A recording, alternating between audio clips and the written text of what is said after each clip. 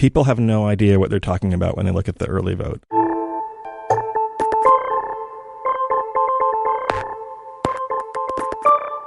Hello, and welcome to the 538 Politics Podcast. I'm Galen Druk.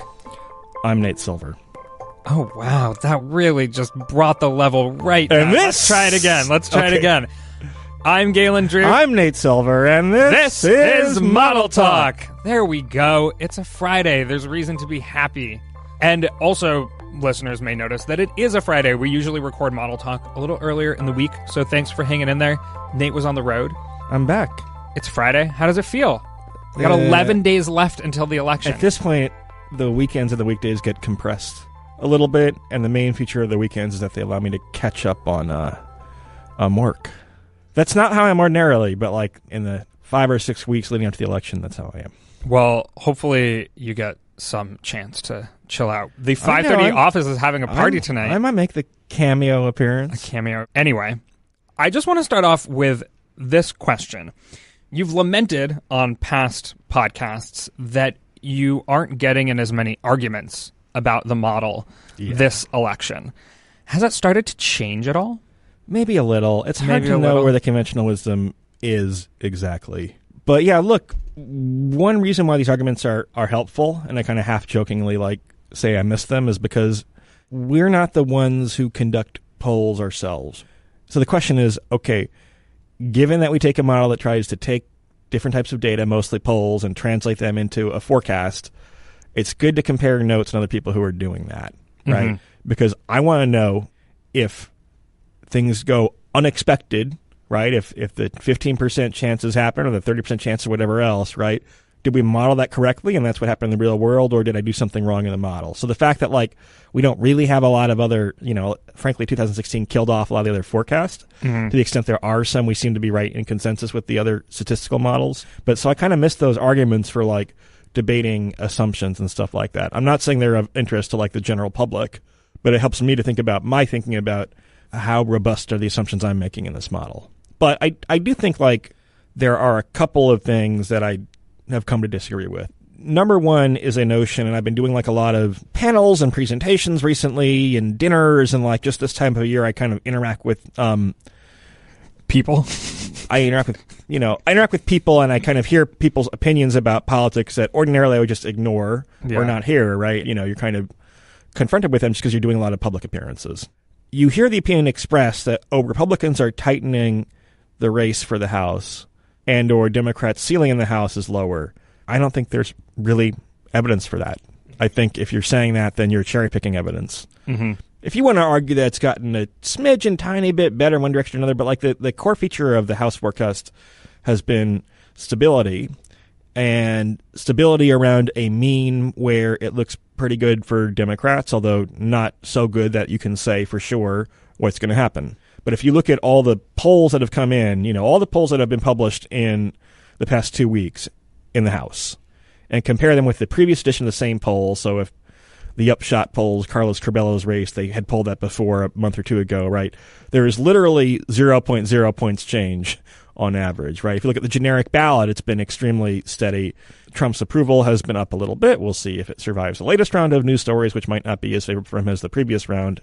But, I think people are trying to take uncertainty and turn that into a narrative where there's drama and shifts, right? And that narrative, like a lot of narratives, doesn't really hold water when you look at the data in a more rigorous way. Okay, so let's get the numbers out there.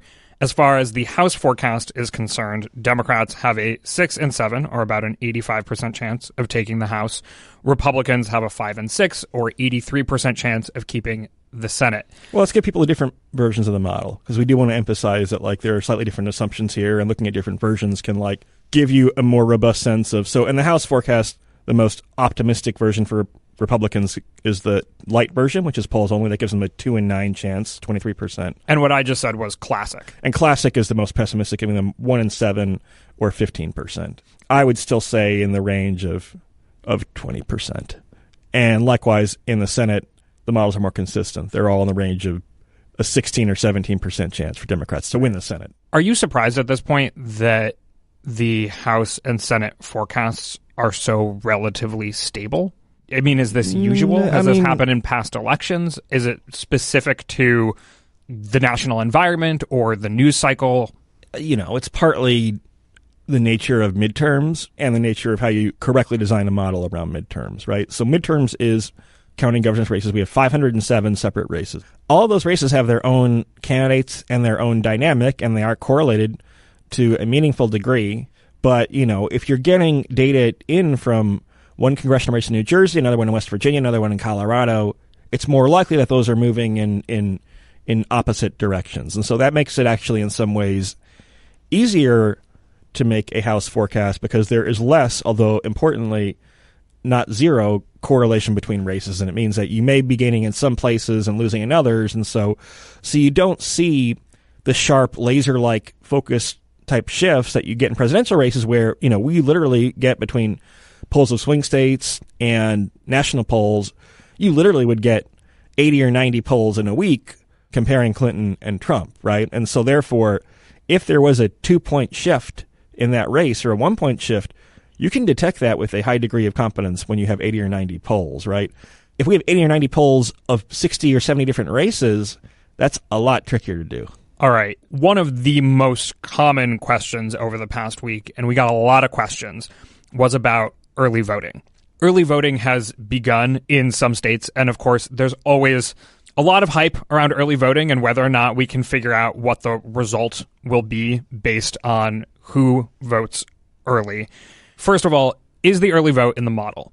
Nope. It is not in the model. Nope. And it's why? Proudly not in the model. It is proudly not in the model. This is also something we talked about in 2016, so if people are longtime listeners, you will be familiar a little bit with this conversation. It is not in the model. Why is it not in the model? Because it would make our model stupider. Expand on that for me. People have no idea what they're talking about when they look at the early vote. Our colleague Nathaniel Rakich went through a list of issues with it before. So number one, you don't actually know how the people voted. You just know their party registration. But people vote against their party sometimes, and you don't know how independents voted. And independents in this election, for example, look like they'll probably be mostly Democratic because it's a blue year. Number two, in lots of states, you have traditions wherein one party or the other tends to do better in early voting or particularly absentee voting. That can depend on demographics, how parties are organized. So unless you're making comparisons to past years, then it's completely irrelevant. Number three, the early vote often just cannibalizes the election day vote. So if I vote now on October 26th, I can't also vote on November 6th unless I'm committing voter fraud, right? And so you're maybe potentially cannibalizing the other vote. Number four, most importantly, the early vote is already in the polls. Pollsters ask voters, have you voted already? If you do, then they give you a 100% chance likelihood of voting, right? And so it's like you're treated as like a super likely voter by the polls. And so it's already accounted for in the data that we look at. On top of that, they are in the model, but they're just people who are asked in regular polls. On top of that, number five, I found empirically, having done this since 2008, so, 28, 2010 is our sixth election cycle. Is that right? 8, 10, 12, 14, 16, 8, 6. Yeah. Empirically, people, an overwhelming percentage of the time, when they look at early voting data, just find ways to, confirm their biases or confirm whatever narrative they want to tell about the race. If you're John Ralston's early voting blog in Nevada is worth reading. Might be the sum total of, there are a couple people in Florida that are okay. That might be the sum total of things that are worth reading on early voting. And you're saying that because you feel like most people misinterpret. Again, I will post a challenge, and I post this challenge to Michael McDonald, who's a guy who talks a lot about early voting. Post this on Twitter. If you think you can derive value from early voting, then I want you to tell me races where you expect the 538 polling average to be off based on your analysis of early voting, right? So let's pick, say, 11 senator governor races. They have to be races that are reasonably well polled, right? And you tell me where you think the poll average will be off by 2 points or more. And if you can get 6 of those 11 right, I will send you a really nice case of wine after the election. If not, I want a really freaking nice case of wine sent to me instead, right? All right, I'm going to get to work on this challenge. If this adds value, then let's be specific about where we think the polls will be off, I'll put it like this. This is an analogy I thought of. I was debating whether to use it on the podcast or not, right? It's like this. The other day I was coming back from a jog. Okay. Yesterday. And I noticed there was a lot of police activity in the area on the west side of Manhattan, right? Mm-hmm. Including there was some police vehicle that looked like it was a bomb squad that was moving toward maybe the Time Warner building or toward Times Square, right? Mm-hmm. If I had written a post on 538, it was like, oh my gosh, there's like a lot of police activity. There are helicopters on the west side of Manhattan, whatever else, right? I mean, that like adds some now. It's not uninteresting, right? Except if you actually read the news and get a more comprehensive top-down view, you know why that's occurring. It's frankly because of these bomb threats. I'm not sure if they're live bombs or not, if that's been clarified, but all this threats toward a lot of targets that are in New York, right? So it's kind of like, it's like giving people like this little snippet of information when you have this much more comprehensive way of looking at elections instead. It's like just giving us like kind of slice of life where it's not uninteresting, but do you provide value and context that you cannot get by looking at polls and other data? I mean, look, so one thing that seems clear and safe to assume from the early voting is that turnout overall is going to be higher than in a typical midterm. Right. Yeah, that was one question we got. In fact, I'll shout him out. Pratham asked, I understand that there's a ton of disagreement regarding early vote predictions for an election, but what about turnout? Does high early turnout suggest a higher turnout election? But here's the thing. The early voting data shows what the polls show, right? I mean, from the polls, it's clear that we're going to have much higher turnout than normal. So you're not saying necessarily that it's wrong. You're saying that in cases where it's giving valuable information, it's information that we already have. But I mean, doesn't it mean it's valuable to have new data that supports what you already believe? Maybe it reduces the uncertainty situation a little bit, right? But again, I think the sum total of again, there are a couple people in Nevada and Florida who seem pretty good about early voting. Literally, apart from John Ralston, those Florida people, I would not devote any mental bandwidth to reading stuff about early voting. I went back and actually read this morning your piece about early voting analysis and the 2016 election. And one of the things you discuss is how the early vote was interpreted in North Carolina as good for Hillary Clinton, but that if you go back and look, her early voting numbers were actually worse than Obama's in 2012, and in 2012, Obama lost North Carolina. Are there ways, if we're comparing within states, so North Carolina in 2016 to North Carolina in 2012, where the early vote can be actually meaningful, if you're just comparing within a state?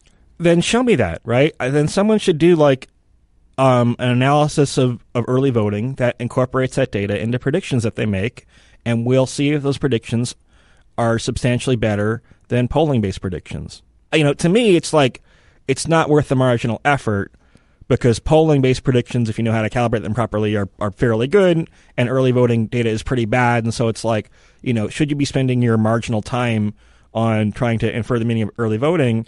I don't think so. I mean, a lot of people just have anxiety, as they should, about the outcome of the election. The election is uncertain. But people have this like idea that they can like look hard enough at the data, they can figure out. I mean, you just can't. You just can't. There's going to be some intrinsic uncertainty, and the only time you'll know how it's resolved is after Election Day. There's no magic bullet in the data that tells you definitively what's going to happen. And in fact, my experience, having done this against 6 election cycles now, is that when people start to do that, if anything, you want to bet on the opposite occurring, because they tend to tell themselves narratives and stories, and that filters their interpretation of the data in ways that usually make them less quote-unquote objective. All right. Before we move on to listener questions, I want to bring up another point that you've been talking about on Twitter a bit. And I mean, I'll just read what you wrote and then you can sort of expand on it. You said, here's some truth in advertising. If our probabilities are accurate, we expect our model to quote unquote call about 3 Senate races, 4 governor's races, and 25 to 30 House races, quote unquote wrong on election day. And by wrong, I mean anytime a candidate we have at greater than 50% to win ends up losing their race. So can you expand on that a bit? And how did you arrive at those numbers in particular? That if you add up all the forecasts at, say, 80% or 72%, right, that means there's a 28% chance you're wrong. If you add those up over all 507 forecasts that we make, that's what you get.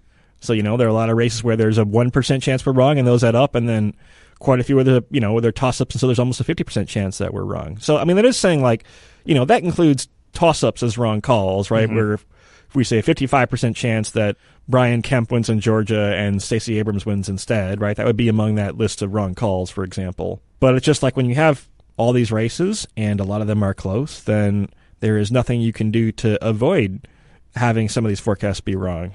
I think that actually maybe gets at a question that a listener brought up that I'll just ask now. Nick, he asks, is there anything in the model that accounts for the fact that if one party is having a good night, then they're likely to have a good night in general and win most of the toss-ups? Mm-hmm. Or are the probabilities treated as individual? No. So let me tell you something. Is this Nick? Yeah. If we treated the probabilities as individual, the model would give Democrats a 99% chance of winning the House and Republicans a 99% chance of winning the Senate. Literally, right? Mm-hmm. The only reason why these races are competitive is because polls can be wrong, and they can all be wrong in the same direction in a correlated way.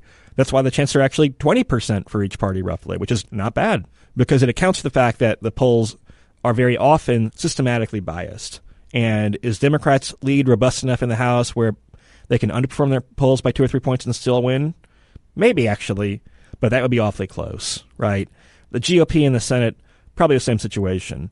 Maybe, I'd say maybe even probably they could afford a 2 or 3 point polling error, but that makes it a lot more interesting all of a sudden. States like Texas, Democrats tend to win the toss-ups, and then the Senate's at least interesting to watch. All right, so we have a lot more questions from listeners, but before I feel like I'm being snarky to the listeners this week, Galen. It's because those questions about early voting are like my fucking pet peeve. I mean, why does it? We won't get back into it, but I mean, clearly it gets you bothered. Is it something about early voting in particular? It's the sophomoric nature of non-John Ralston analyses of early voting, right? Fair enough. It's the fact that, like, people spend a lot of time thinking carefully about, like, people do models, right? Or people like Dave Wasserman in the Cook Political Report, right, who go and make forecasts. Like, they think about, like, a lot of time having a really rigorous process and what their process is like and their rules for interpreting evidence. And then all of a sudden, people are like, oh, early voting, let's have no rules at all for how we interpret this evidence. It's like a bacchanalia of bad data analysis, basically. In case you couldn't tell, listeners, Nate has been getting in some Twitter fights about early voting. Anyway, let's get to the rest of those listener questions. But before we do, a word from our sponsor, WeWork. When WeWork was founded in 2010, the primary focus was to provide freelancers and entrepreneurs with an environment that allowed them to engage with and benefit from a network of like-minded businesses, all in a setting that encouraged innovation and collaboration. WeWork now provides a range of solutions for medium, large, and enterprise businesses too, such as private office space for up to 200 people and full-floor custom build-outs.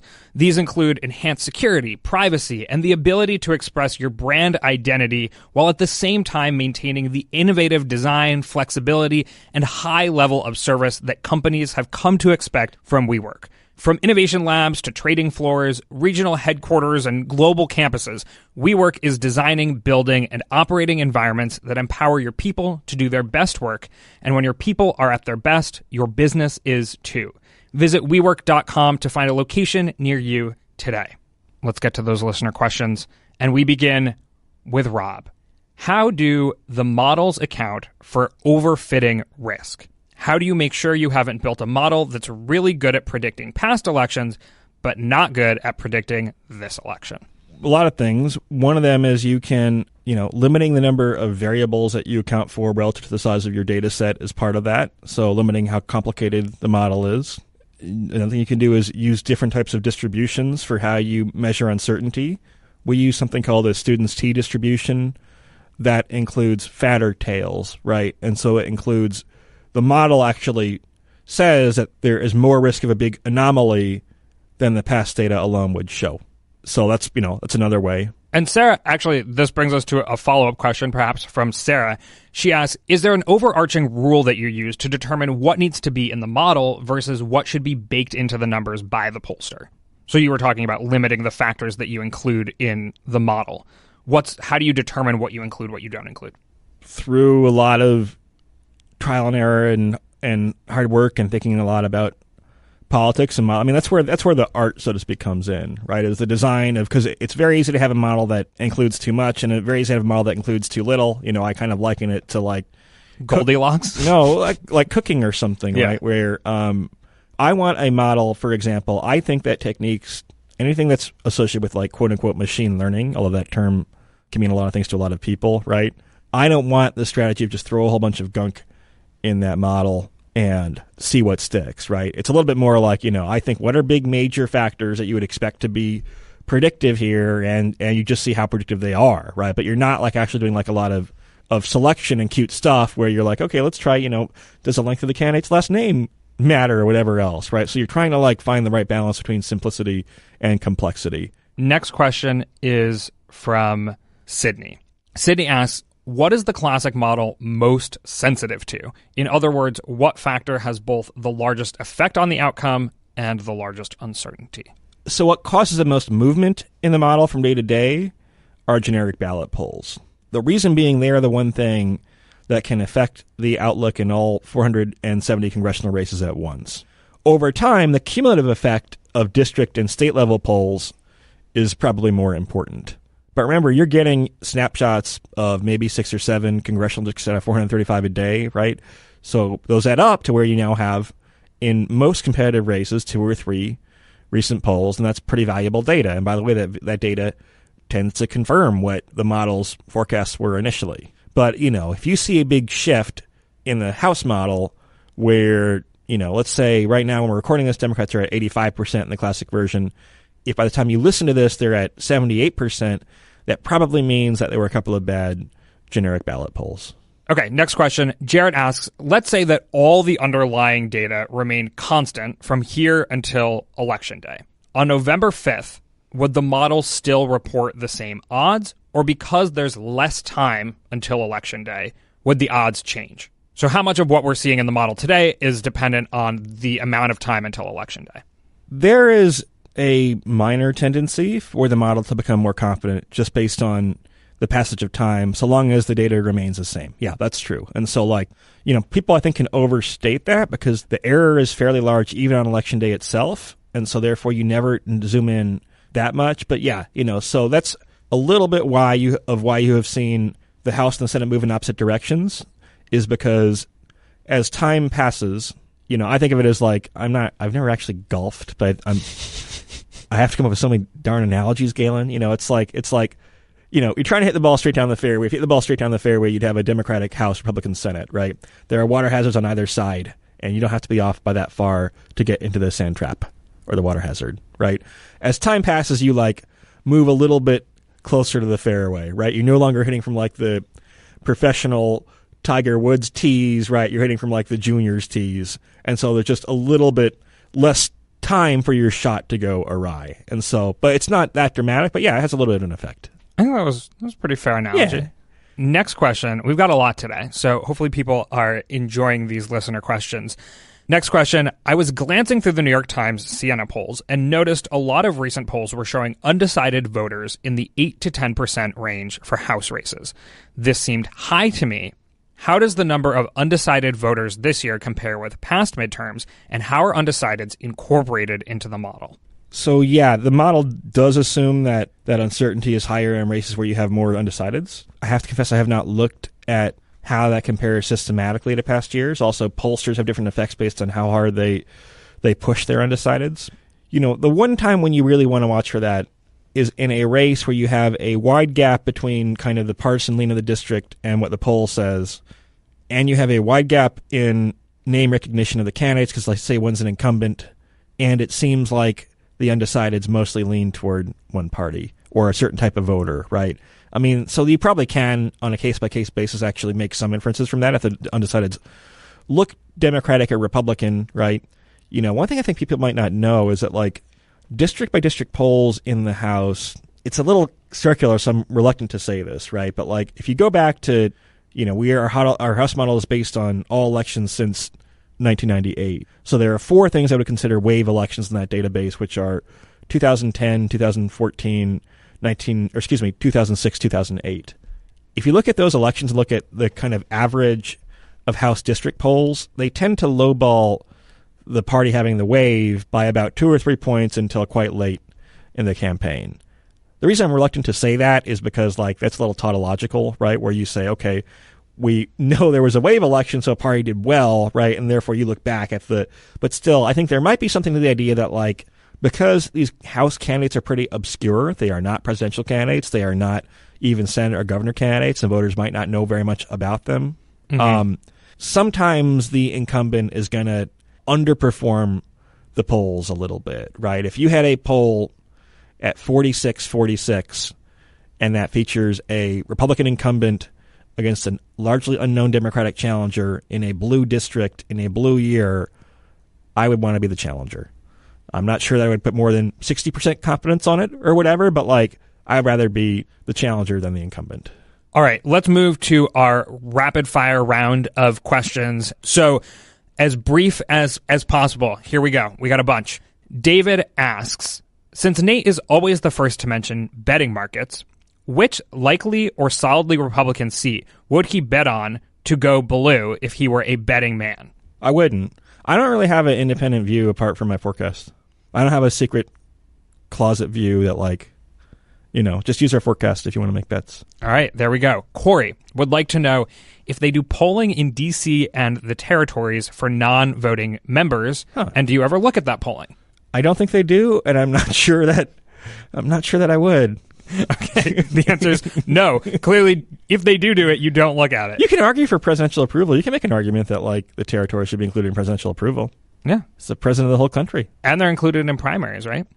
Okay, how much would Democrats have to win in order for Nancy Pelosi to be reelected speaker? I haven't looked at that specifically. I mean, I think did Jeff Skelly or someone do something where they looked at who has pledged not to support Pelosi, or at least has not pledged to support for her. But like, remember, there are lots of cases where the House winds up being close either way, and one party wins by 3 seats or less, and that can be pretty chaotic for lots of reasons, you know, including reasons such as like, you know, if Chris Collins wins in New York, he could still have to resign after that, or Duncan Hunter. I mean, it's like, so there are, you know. And so this question kind of gets at, there has to be some kind of significant win in order for Nancy Pelosi to be reelected? Or is it not actually that much higher than 3 or 4? I mean, it depends on a lot of things. I mean, I think it depends. It's a little fuzzy sounding, right? I think it depends on whether the results are seen as affirming or disappointing for Democrats, right? Which could also be affected by how the Senate and gubernatorial races go. You know, I'm not sure what the narrative is if Democrats win 26 House seats, so they get the House, but just barely. And in fact, let's say in that scenario, it takes a few days to determine based on results in California, Washington State, which are mail ballots and hard to count, right? Let's say they lose 2 Senate seats. Let's say they win the Florida governor's race, but they lose some of their toss-ups. They lose Georgia, they lose Wisconsin. Mm-hmm. That's kind of like a 30th percentile outcome for Democrats. If 100 is their best outcome and 0 is their worst. How is that interpreted? I'm not sure, you know. So it has a lot to do with the narrative coming out of it. But versus a scenario where they win 26 House seats, but they kick ass in governorships and they almost take the Senate somehow, right? I mean, then it's like, okay, then it's a little bit more robust, you know. But like, so it depends on, I hate to say it, but like, I think the narrative coming out of the midterm, which is a little hard to predict when you might have this kind of split verdict. So it sounds like this is a bit more complicated than a rapid-fire answer might be able to account for it. So let's move on to the next one. Another person on Twitter asks, when you have a poll that presents multiple top lines with different turnout models, how does the model digest that? We just average them together. Well, let me be a little bit more careful, right? So sometimes a pollster will say, the Upshot does this with their polls, right? They say, this is our likely voter model, and here are a bunch of alternative assumptions, right? So they make it clear that they have one default likely voter model. By contrast, Monmouth will often release their polls with 2 or 3 likely voter models, and the guidance we have from them, in some cases we actually talk to pollsters, in some cases we infer it from the way they write up their press releases. The guidance we have from them is that no one of those models is preferred, and so therefore we average them together. So the default is that if you have more than one version of a poll, we just average those. If you make it very clear that there's a default version, then we'll take the default. All right. If you could know the results of one race, House or Senate, in advance of the election to best predict all the other outcomes, which one would you want to know? This question came up a while. I'm going to go with my home district, Michigan 8, which is a toss-up district, and Michigan 8, this is why I'm so normal, you know, fairly normal demographics. It's the kind of district that is a little Republican-leaning. You have a Republican incumbent. It's kind of that I think if GOP were losing, they would probably be losing a lot of other districts. So Michigan's, and it's polling within literally 0.1 points. We have the Democrat up by 0.1%, 50.4% chance of her winning, 49.6% chance of the Republicans. So that seems like a pretty great district to get a gauge of, are Republicans holding the type of districts that give them a shot to win the House? If they don't win Michigan 8, then it's probably a question of like, are they having a pretty bad night or a really bad night? But probably holding the House becomes very, very difficult. We're going to take the last question from Chris. And the question is, what are the odds of Democrats winning the presidency, House, and Senate in 2020? Oh, gosh. All three of them? I mean, so look, if you... I'm surprised you're even taking this as a serious question, but now that you are, let's go for it. So let's say you have the straight down the fairway outcome occur, which is Democrats win a high 30s number of House seats, and let's say they lose one Senate seat net. That would yield very competitive elections for both the House and the Senate in 2020. In the House, Democrats would have an edge. Remember, everyone's up for re-election. And although it's nice now to have, if you're a Democrat, to have those seats be incumbents, we're probably not going to have as good a Democratic environment in 2020 as we did in 2018. And so for me, that adds up to if Democrats win by some amount, not some trivial amount, but win by the majority in the House with a little bit of room to spare, amount of room to spare, that would yield a very close 2020 in the House. Likewise in the Senate, actually more of the seats up that are vulnerable in 2020 are GOP-held seats, although Democrats have to defend a seat in Alabama. That will not be easy to do, right? But like, if they're one or two short seat in the Senate, then that becomes very close and competitive in the Senate, right? And so, so one reason why I'm rooting for our forecast to be spot on is because that would yield a pretty unique environment in 2020 where the House, the Senate, and the presidency are all very competitive. All right. We'll leave it there. Thanks, Nate. It's been real. Thank you, Galen. Again, happy Friday. Enjoy. Hopefully nobody bugs you about early voting anymore on Twitter. But anyway, I'm Galen Druk. Tony Chow is in the control room. We'll be recording another Model Talk again next week. So send us your questions either on Twitter or at podcasts@538.com. Also, go rate us on Apple Podcasts or tell your friends about the show. That's it from us. We will see you again soon.